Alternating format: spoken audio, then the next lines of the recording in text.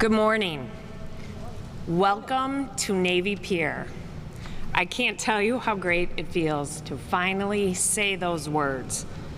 I'm Marilyn Gardner, President and CEO of Navy Pier. On behalf of Chairman Bill Brodsky, the Board of Directors, Associate Board, and the Navy Pier team, it is our honor to host you on the eve of our phased reopening. After 8 long months, we're thrilled to open our doors and welcome guests back to the People's Pier. I'd like to thank Mayor Lightfoot for sharing the great news of Chicago's ongoing reopening plans. We're thrilled to partner with the city and play a vital role in our region's recovery. Together, we will help our great city bounce back stronger than ever. We are doing our part to keep the community safe by implementing robust safety measures. From working with innovative tech companies to monitor guest volume and space capacity, to exceeding the gold standard in cleaning practices. As a vital cultural destination and nonprofit organization, we recognize our responsibility in supporting and uplifting our community in times of great need. In partnership with Northwestern Memorial, we're proud to extend 500 free rides on Chicago's iconic Centennial Wheel to healthcare workers and community partners. We look forward to paying tribute to the healthcare and frontline community this Saturday with the first fireworks display since January of 2020.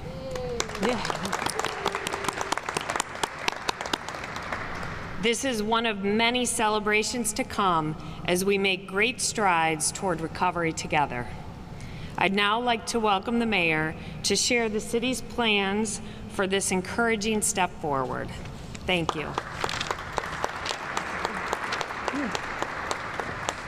Thank you, Marilyn, and thank you, Chairman Brodsky. It's always a pleasure for me to be at Navy Pier. As a very young lawyer at my firm, one of the first big projects that I worked on was a redevelopment of Navy Pier. And I was so trusted that they let me count the number of spaces in the parking garage. But in all seriousness, thinking about how this plan came to life to revitalize an important part of Chicago history, and then walking into the Crystal Garden when I heard the plan about putting in palm trees, which I thought was crazy, how iconic this space has become, and that Navy Pier over the years has not only become a great treasure for the city of Chicago, but it's become the #1 tourist attraction really in the entire Midwest, and that is thanks to the hard work and sacrifice of many, and it's a great pleasure to be back here to have the pier opening back up. So thank you again to Marilyn, thanks to Bill and the board, and thanks to the executive team who have done tremendous work, made great sacrifices over the course of this challenging year. But it's time for the pier and the city to be open. Let me also recognize other folks that you'll be hearing from this morning. Of course, our great Public Health Commissioner, Dr. Allison Arwady, our great Commissioner of the Department of Business Affairs and Consumer Protection, Rosa Escareno, Chicago Park District Chief Administrative Officer, Juliet Azimi, and Chicago Department of Transportation Commissioner, the always innovative and effervescent Gia Biaggi. CEO and President of Chicago Loop Alliance, Michael Edwards, and our own R.J. Mailman, President of Let Us Entertain You. I don't know why I'm stuck on that. Let Us Entertain You. Today is a day so many of us have been waiting for a very long time. Last year, our businesses and our beautiful lakefront and parks were closed. Now, we made those decisions out of necessity, but we mourn their loss and our loss. And we were just getting adjusted to new ways of working with a new normal, one marked by mask and 6 feet of social distance. At the time, we could only see a pinprick of hope, a light at the end of a very long tunnel, one formed by our collective hope that one day we would be able to return to the things that we love doing. And gradually, that light began to grow bigger and brighter, thanks to all of our individual and collective sacrifice and willingness to follow public health guidance and do our part to slow down and stop the spread of the deadly virus that is still very much part of our presence. We were compelled by circumstance to make a number of difficult decisions along the way, all in the name of life and safety and science. And of course, our hope and the horizon for reopening expanded exponentially with the arrival of and distribution of life-saving COVID-19 vaccines.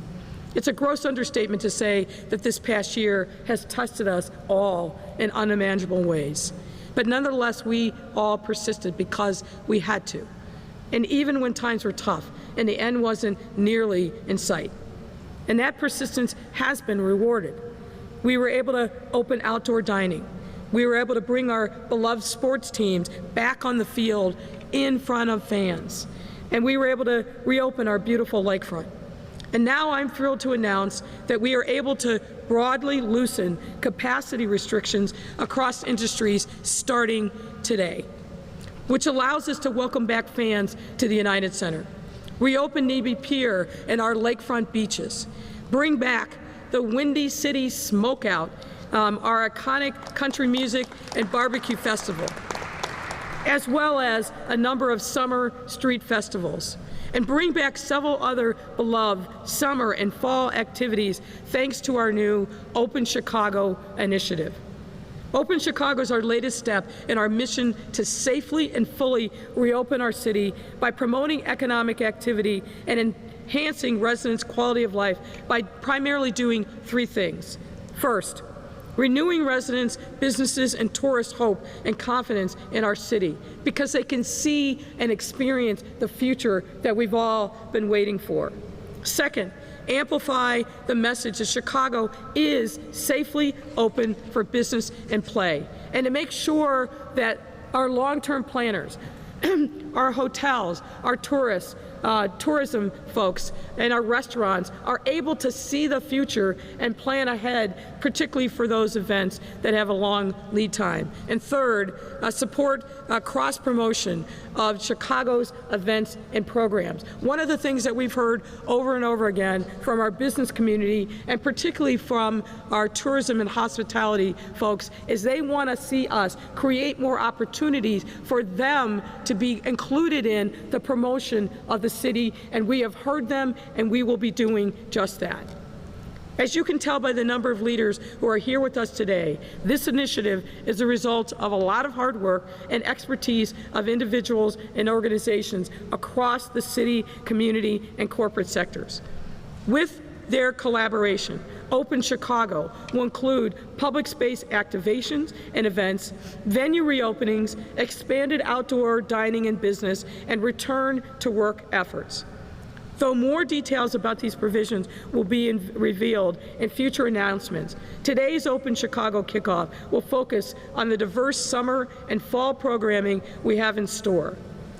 As the other city leaders will explain in detail shortly, Open Chicago's initial programming will feature activated and reimagined and pop-up spaces for folks to enjoy that either build on ongoing Chicago traditions or are expanded from programs we launched last year or are new programs altogether.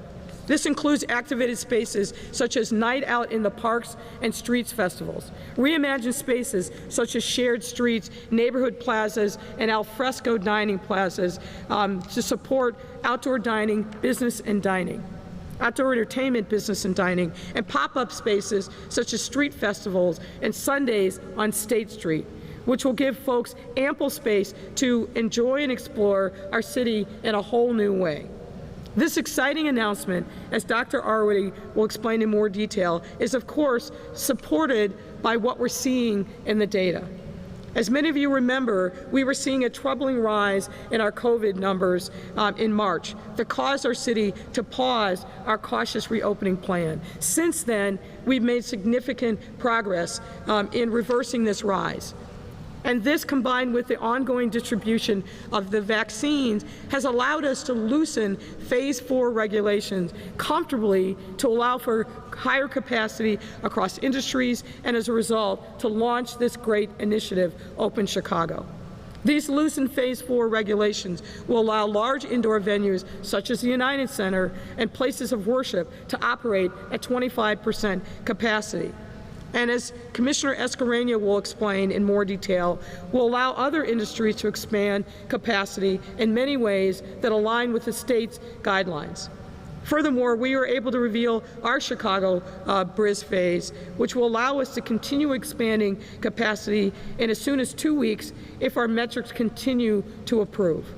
And 2 weeks, by the way, folks, is the time period that we've been using throughout the pandemic to make sure that our metrics are stable or declining. That is the time period increment that we've stood by from the very beginning of this pandemic. Also, for the first time, fully vaccinated guests won't count towards capacity at weddings and other private events. And let me say that again because this is very important. Fully vaccinated guests won't count towards capacity at weddings and other private events for the very first time, giving event venues the opportunity to safely expand capacity while encouraging and incentivizing people to get vaccinated. There are a lot of people who played a huge role in today's announcement and making it possible. And I want to thank all of them on behalf of a grateful city, my team in particular, Deputy Mayor Samir Mayaklar, Dr. Arwady, Commissioner Escarena, and a whole series of folks in the mayor's office and other departments, Michael Fastnack, our chief marketing officer, and others who really have focused us on what do we need to do, when can we do it, and how can we signal reopening to our business community and others.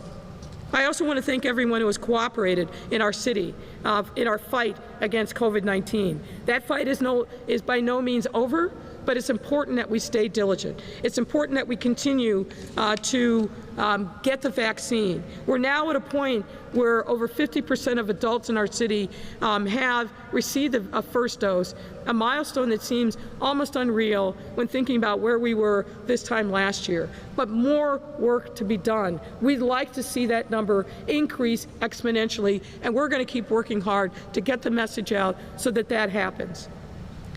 Part of what makes this reopening possible is also the fact that we're leading the nation in several metrics, which I want to highlight before I close. We were the first city to publish a comprehensive COVID-19 recovery plan. That's important. Other cities have come to us and asked how we did it and are using our plan as a model for their own reopening efforts. We're the #1 city in equitable and efficient vaccine distribution out of any other large city in the country. And again, the federal government and other cities are looking to us to figure out how we did it and got it right, focus on equity. And we have the lowest unemployment rate among the top 4 largest U.S. cities. None of that happens by chance. It happens because we're focused, we're intentional, and we're making sure that we're bringing everybody into the discussion and listening and leading with our values. So we must keep doing this work. I want to thank everyone for their partnership. Still continue to stay safe, make sure you wear your mask, get the vaccine, and social distance. And with that, I welcome Dr. Arwady to the podium.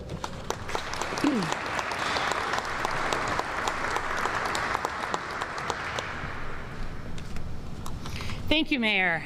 It is such an exciting day to be at a point where we are able to move ahead with safe reopening. I want to reiterate that we are using the metrics we have used since the beginning of COVID.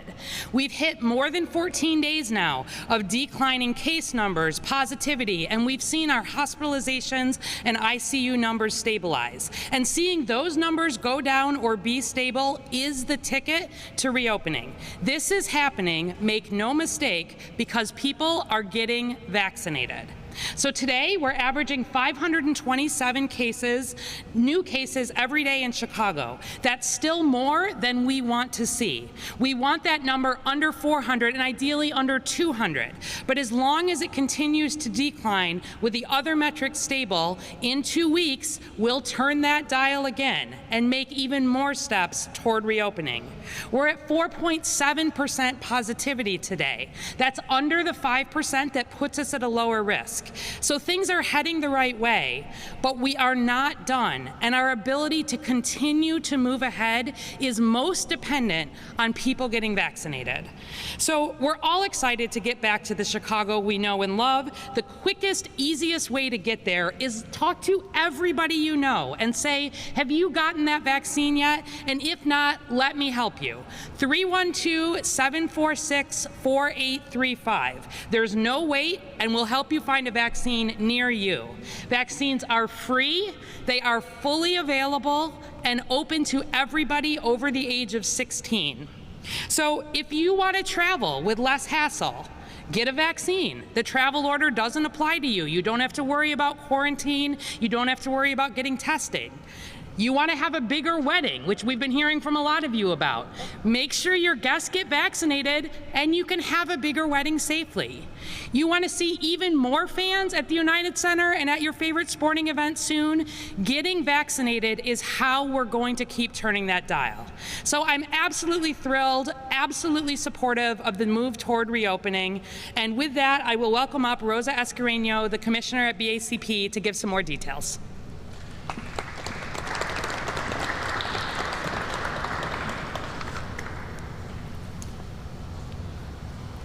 The mask does not want to come off. I apologize. Thank you, Dr. Arwoody, and thank you, Mayor. My name is Rosa Escareno, and I'm the Commissioner for the Department of Business Affairs and Consumer Protection. And oh my God, how exciting is it? It feels like we're outside right now, and with all of you here, it's just such a great show of how we're progressing. Along 13 months ago, I stood with Mayor Lightfoot and Governor Pritzker as they announced the closure of restaurants and bars and other businesses across the state. Since then, I have stood with Dr. Arwoody and the mayor many times to provide updates on changing guidelines and on our reopening plan. And taking a nimble and cautious approach has been a consistent strategy, and it was necessary to save lives. And as the doctor just talked about, and as the mayor has continuously reminded us, is that this is a slow dial, not a light switch. And during this challenging time, and time again, I will tell you, I have been extremely impressed by our Chicago business community and all the employers across our city that have come together to do the right thing, to follow the guidelines. And they have constantly and consistently put their customers, their employees, and our residents first. Their safety has been first. Extremely important, as the mayor was indicating, as we reopen, that level of confidence, building back consumer confidence and resident confidence in getting them back into our businesses is extremely important. So now, thanks to all these great initiatives and the life-saving COVID vaccine, I stand here today knowing that there is an end in sight. Today, due to the rapidly improving COVID metrics and widespread vaccination uptake, as Dr. Arwoody just indicated, we are able to announce a major loosening of our COVID regulations. Effective immediately, as the mayor indicated, the capacity can increase across various industries. Restaurants and bars can increase to the lesser of 50% or 100 people per location. Large indoor venues like theaters or the United Center and places of worship can increase to 25% capacity without a maximum cap. Meetings, conferences, and conventions can extend to the lesser of 25% or 250 people. And festivals, flea markets, and farmers markets can return under the statewide capacity restrictions. In addition to these changes, which are effective immediately, we are also announcing details of the Chicago Bridge phase. which will be ready to enter in potentially 14 days. Now, while we are absolutely thrilled to broaden and expand capacity like this, I want to remind all businesses that we are not out of the pandemic. But as the mayor indicated, that we are going to today also be announcing that guests who are fully vaccinated will not count towards the capacity limits at weddings or other private events. These are private event venues that are licensed to conduct weddings and private events. This does not mean that bars and restaurants in their general spaces are there yet. We're going there, but we're not quite there yet. So just a quick reminder and clarification. We will consider, again, expanding to other industries and in a broader way as part of the bridge phase. And that is why we will continue to enforce the regulations that remain in place for businesses across our city to continue to protect patrons and our employees who are so valuable to our reopening. Again, masks are continued to be required in businesses except in limited occasions when patrons are seated and actively eating or drinking. Guests must still be seated when eating and drinking at bars, restaurants, and events, with current table sizes still remaining. And social distancing must continue, which means, again, 6 feet apart for everyone. And then again, also, I just want to remind our business community that as we start to return to normality, what that means is that all other regulations that really are specific regulations for all the businesses still remain. That is really important as part of our reopening, that we not lose focus of the responsibilities of businesses to ensure that they have other issue requirements that should be adhered to, such as making sure that they are calling 911 if there is an issue or an emergency, that they're watching the capacity of liquor intake. All those regulations continue. Safety and security of patrons and employees continues to be a priority, and this is part of just being back to normal. And so we will be enforcing on both the COVID guidelines as well as licensing requirements, so I want to just make sure we're all working together on that. And I have no doubt, because the reason why we're doing so well, as the mayor indicated, the business community has been such a strong partner, and all our employers across the city. So I encourage you to continue to vaccinate employees, continue to promote vaccination, as this is the way that we will safely build back and build strong confidence so that we can open our city bigger, greater than it was before. And now with that, I will welcome to the to the microphone, Julie Azimi. She is the Chief Administrative Officer for the Chicago Park District. Thank you.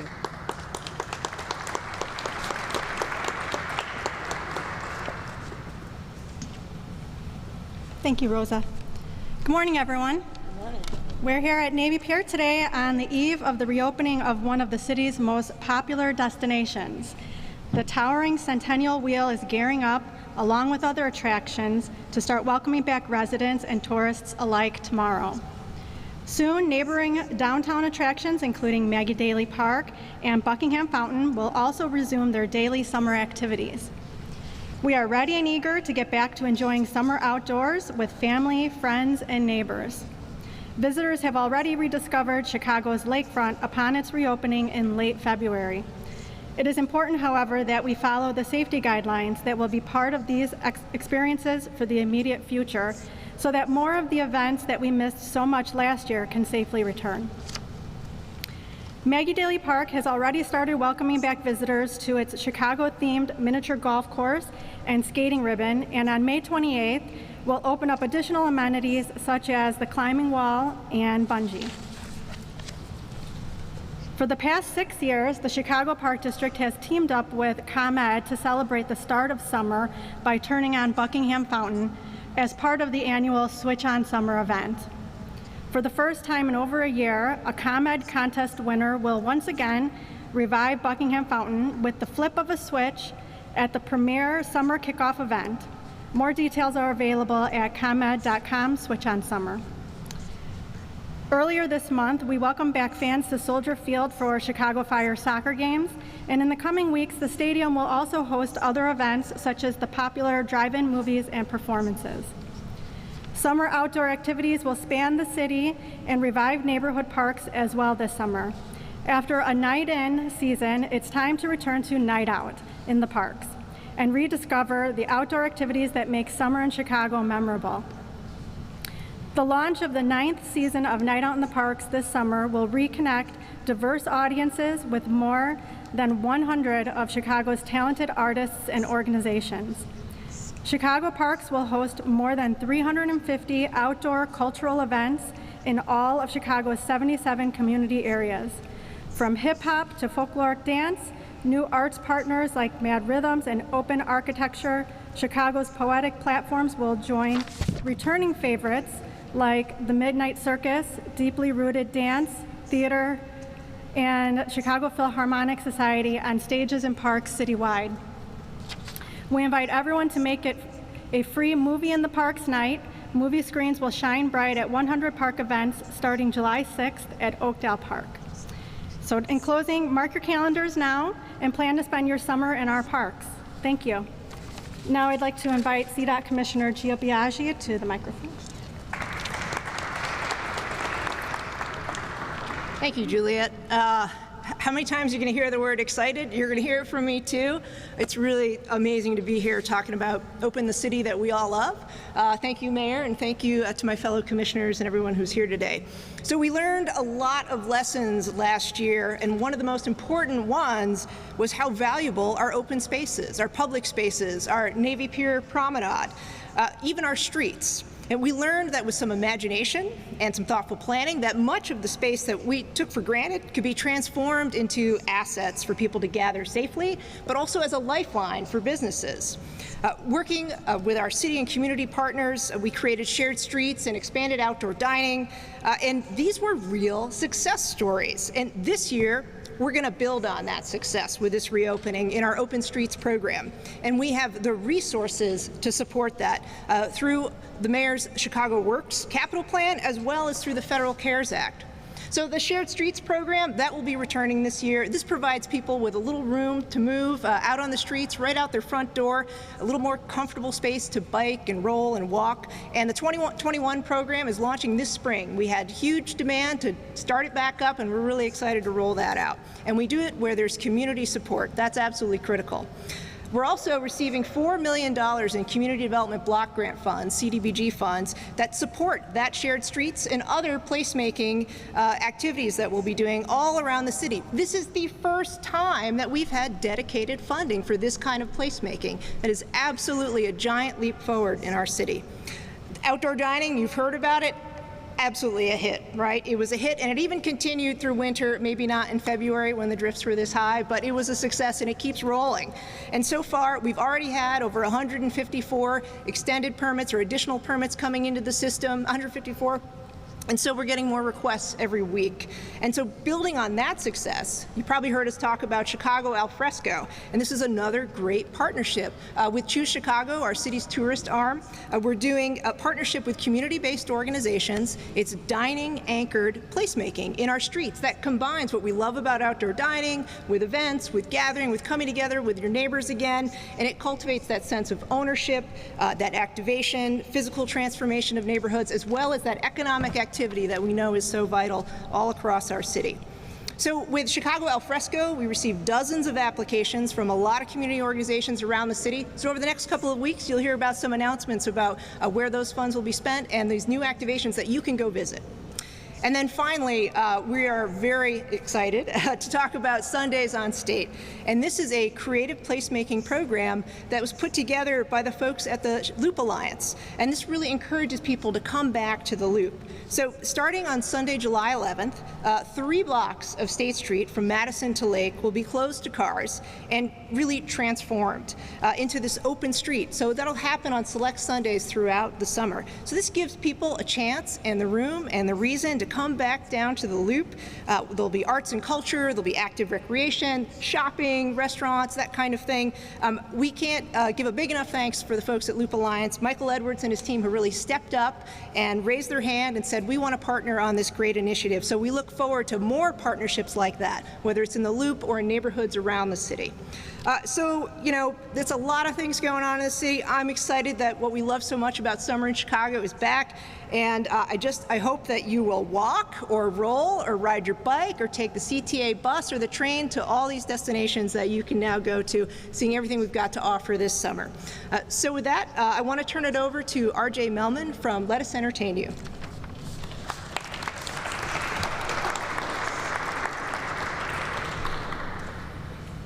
Thank you, Commissioner Biaggi. I, along with my siblings, my partners at Let Us Entertain You, we are thrilled to announce that the Windy City Smokeout will be able to return this summer at the United Center parking lot, July 8th through 11th. This Chicago-grown festival started in River North in 2013 and has since expanded to welcome guests from all 50 states, showcased over 120 country music acts, 28 barbecue pitmasters from around the world, and we've also received recognition from the Academy of Country Music as a Festival of the Year nominee 6 times. The Windy City Smokeout is an opportunity for us to show off Chicago, the greatest city in the world, particularly in the summertime, and kick off summer tourism as it pertains to all outdoor large-scale events in this city.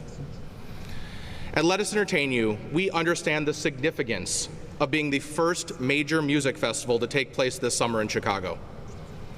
In addition to our coordination with our partners at the city and following the CDC guidelines, we have put together an all-star safety task force of experts, including our very own Carol Simak, who is Let Us Entertain You's food and safety and risk management partner, and Dr. George Champus, Northwestern Medicine's Director of Event and Community Preparedness. He's also the Medical Director for the Bank of America Chicago Marathon and the EMS Liaison for the Chicago Police Department.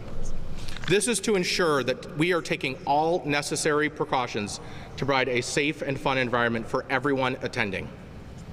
And lastly, we'll be using Health Pass by Clear, a free mobile experience on the Clear app that securely connects a user's verified identifier to help identify COVID-19 related health information to help reduce public health risk. And this app is being used by more than 60 organizations around the country, including festivals, professional sports teams, and many more. Thank you, Mayor. Thank you, Dr. Arwady, for granting us this opportunity and for encouraging Chicago to take all necessary steps to reopen this summer. We cannot wait to welcome everyone back to the Chicago Music Festivals. Thank you.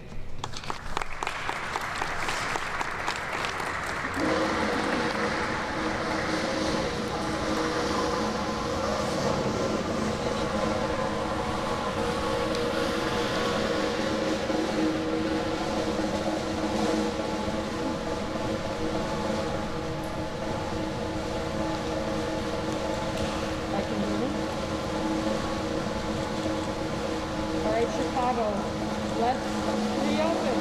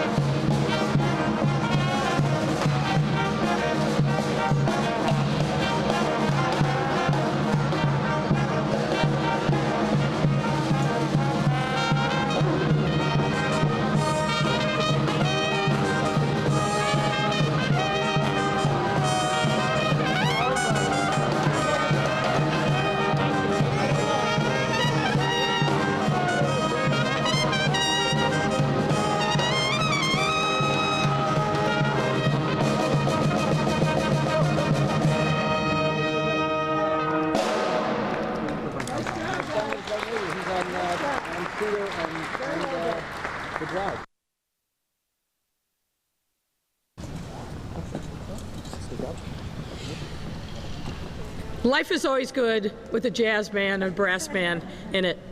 I just want to also, before I take questions, highlight that RJ has been a tremendous thought partner and support for me personally, but also our team.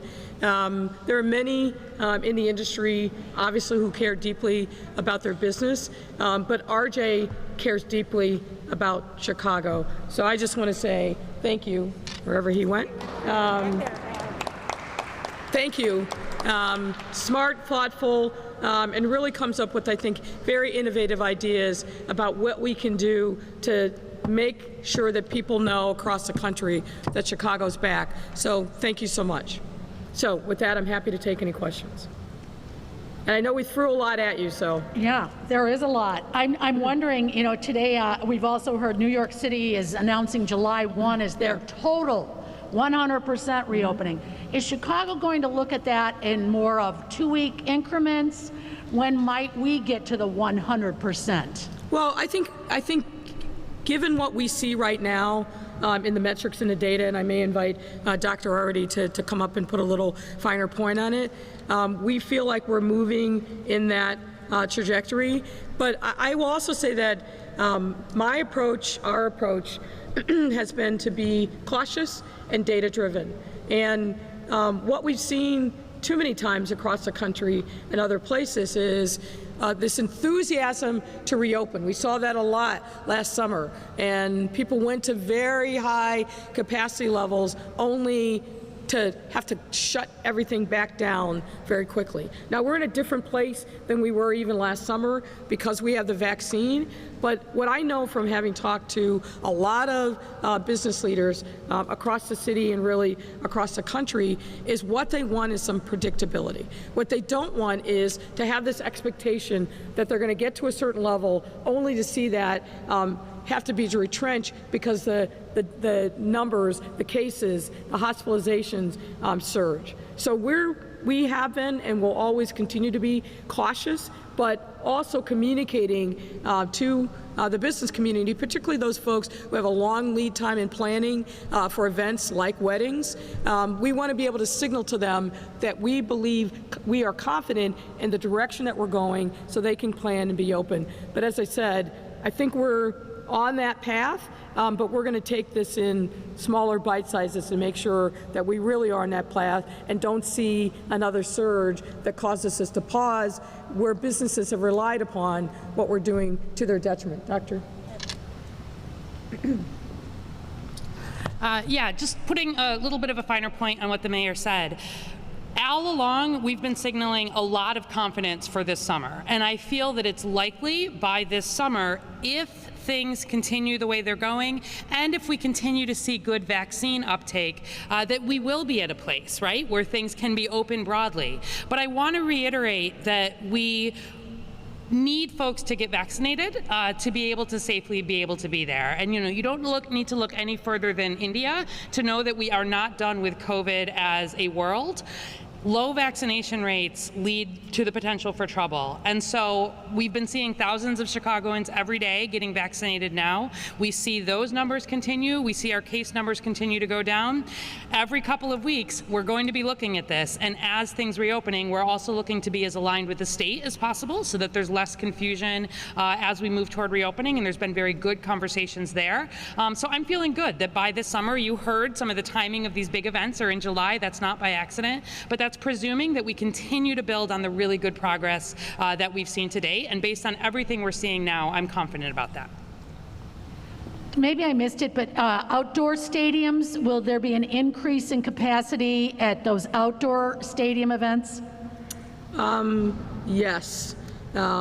I don't have the specific numbers. I'm going to ask Rosa to come up and give us specifics. What we'll also do, and I was sitting here listening to all the data that we're rolling out at you. We ought to get you a fact sheet, and we'll make sure that we do that so that you have that. But yes, do you want to take that? Cubs games, that kind of thing. Are you going to be able to get more people in the stands?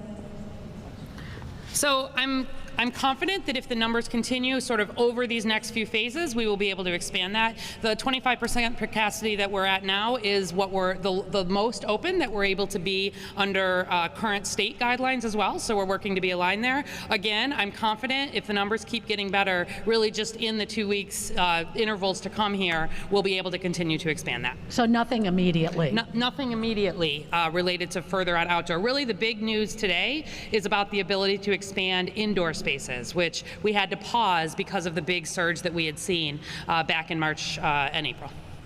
Mayor, have you had any discussions with the Bears about a potential move to Arlington? Do you believe they're using this as leverage for more to boost the capacity at Soldier Field, or maybe it's something else? Well, I've seen a couple of reports, but a couple of data points that I think you should be aware of.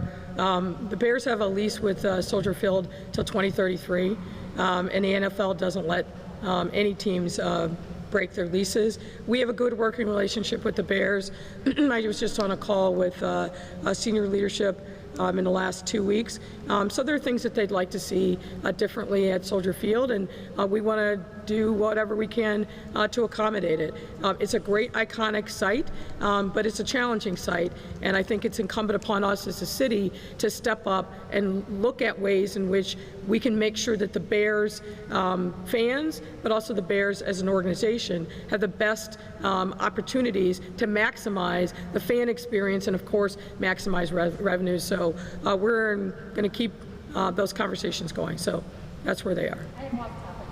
Yeah, I guess we'll come. Just a couple of other things. You're throwing a whole ton of stuff out now. Yeah. But as we look at the Windy City Smokeout, people are also going to be wondering, what about Lala? What about a Pitchfork?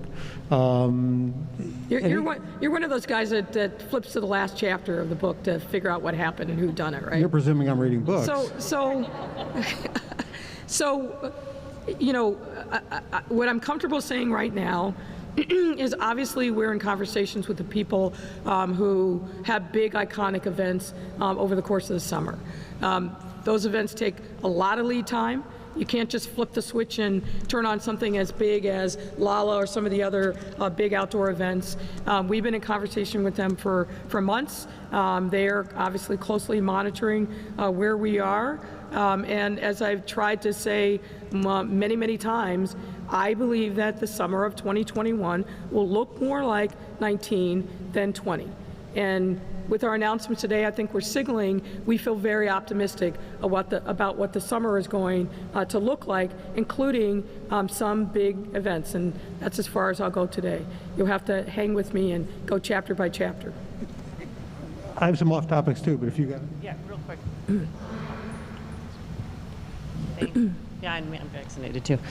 2 quick questions. At Dodgers Stadium in Los Angeles, they have a vaccinated section. Yeah. Are you looking into that for the Cubs and the Sox?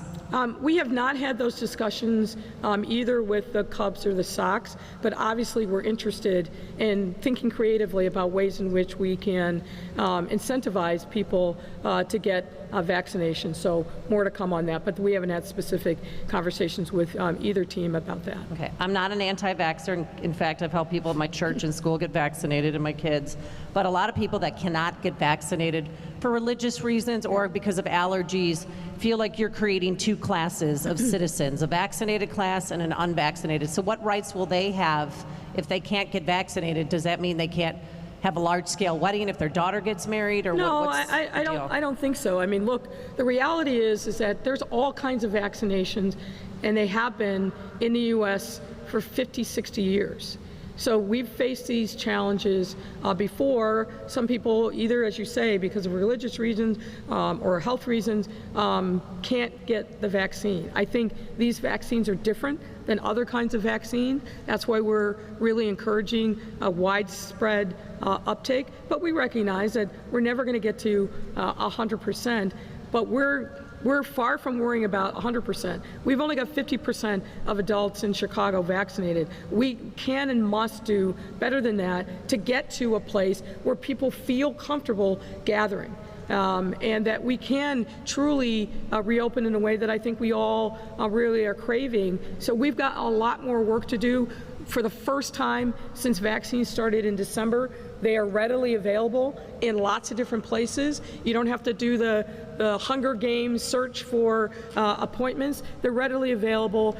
With Johnson & Johnson now not being paused, we're going to be, I think, resuming some of the efforts that we had planned for folks that only want to get Johnson & Johnson. There's a real desire just to get Johnson & Johnson. Right. So I think there's lots more opportunities, and I feel very optimistic that over the course of this next month now, we're going to see a substantial uptick in vaccination. But specifically for those who cannot get vaccinated for health reasons because they have food allergies, can they get some type of card or get on some type of list? Because that's what a lot of people are asking about. I'm going to turn to the doctor. Thank you.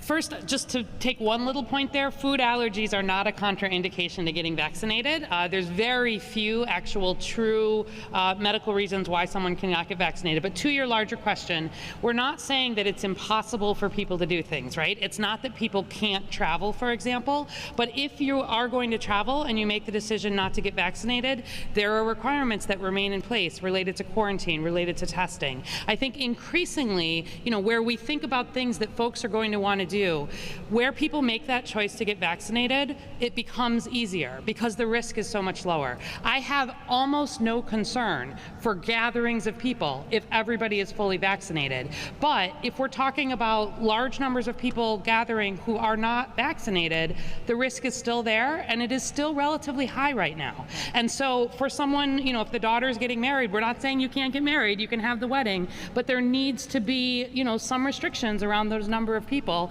And then where folks have been vaccinated, that safety risk is just so much less that we want to encourage people to get that vaccine. It's how it's safe, it's effective, and it is how we broadly reopen and are able to put all of these conversations behind us. And one last question for you, Dr. Awardi. A lot of parents who have their kids, they're 16 and older, they've been vaccinated, and they're doing so because they're under the impression that if somebody in their pod or on their team gets COVID or is asymptomatic or tests positive, that since they're vaccinated, they don't have to quarantine. Yeah, so true or false? Broadly speaking, and again, different schools can have different decisions in place, but the broad public health guidance is that if someone is fully vaccinated, they do not need to quarantine after exposure because the risk is low. So just another example of really when folks are getting vaccinated, that risk goes way down and we can be more open and we don't have to be as concerned. Our goal is not to stop people from being able to do things entirely. It's to make sure that we're doing everything we can to have those events be as safe as they can in settings where people are not choosing to be vaccinated. And that'll be a combination of testing, a combination of capacity limits, and really hoping that people will make the decision that getting past this for everybody, the easiest way to do that is getting vaccinated. All right. You may have addressed this already, but I was taking care of a live shot, but it's regarding the vaccine passport.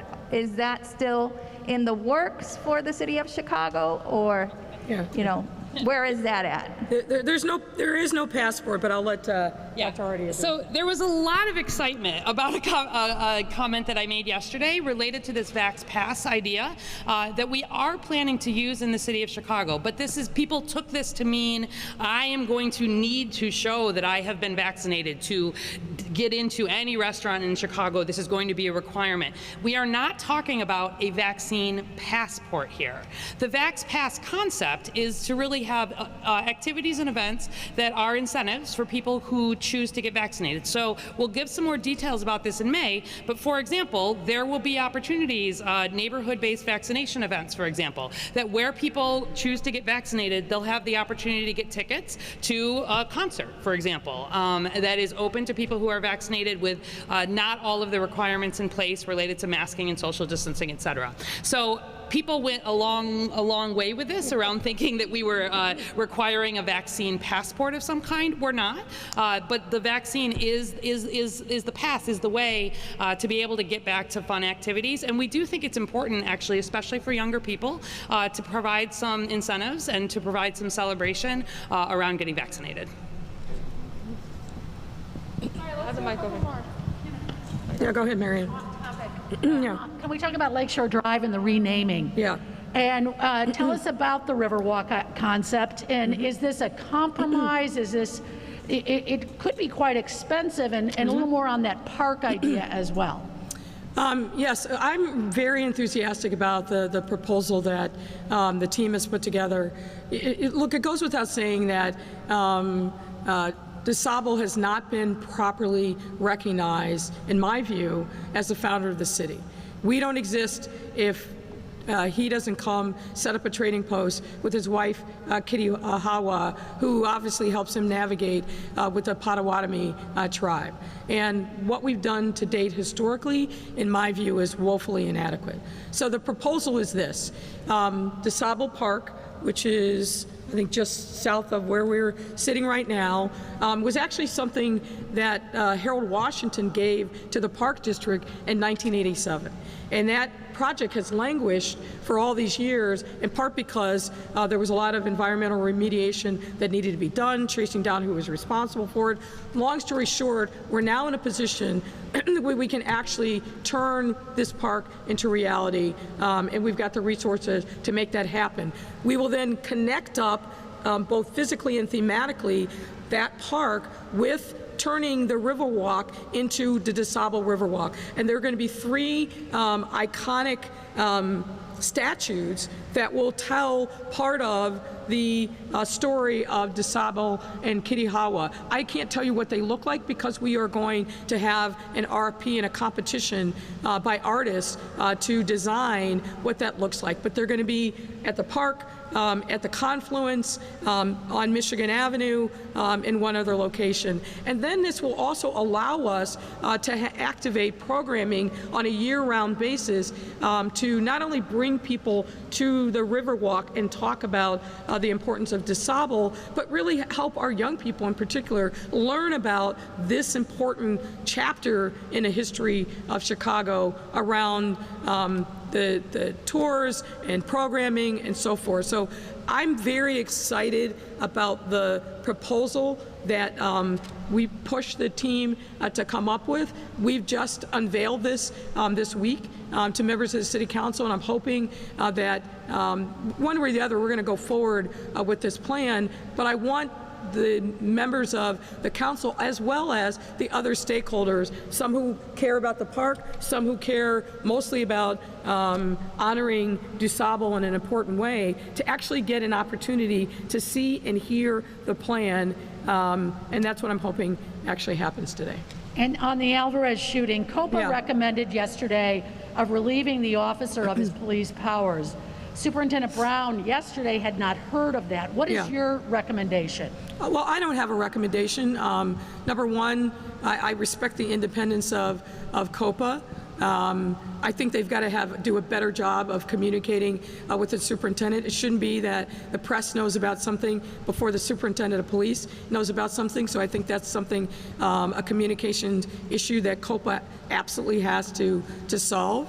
I don't know enough about the details, and certainly this is premised upon COPA's investigation and the statement that they took, I believe, from the officers that were involved, and we'll see where this plays out. But that's really a conversation that has to be had between the superintendent and COPA about what their basis is for recommending that officer in particular be stripped of his police powers. It's a big deal to strip somebody of their police powers, and there's got to be a good justification for doing it, and presumably COPA believes that there is, but that conversation really needs to take place between them. And Mayor, just kind of following up on that, this is the second video that's come out in the last couple of weeks showing a foot pursuit that has gone bad. When are you going to announce a foot pursuit policy, and why does it seem like it's taking so long? Well, I understand that people are maybe impatient, but it's important for us to craft a policy that reflects input both from community members, but also from line officers who are going to have to live with whatever that policy is. The department is in the process of engaging with both groups, and I think we've got to let that process play out. As I said earlier this week when I was asked the same question, my hope is that in the next few weeks we will see a draft policy and then put that out for further public comment. But foot pursuits are a very dangerous exercise. It's something that happens probably on average 7 to 10 times every single day across the city. So it's way past time that we get this right, and I'm committed to making sure that we do that, but do it in a way that reflects comments from the public as well as from the officers who are themselves putting themselves at risk every time they engage in a foot pursuit. Had you given any thought to, until that policy can be fully implemented, suspending foot pursuits? I have, but I don't think that that's an appropriate response to a challenging process. It's always easy to say, let's just stop. But I also don't want to signal to individuals, particularly in communities that are under siege by violence, that you can avoid any accountability by running faster than the police. I think that would send a terrible message. All right, I think that's it. Thanks, everybody. All right, thank you all. Happy reopening. Yes.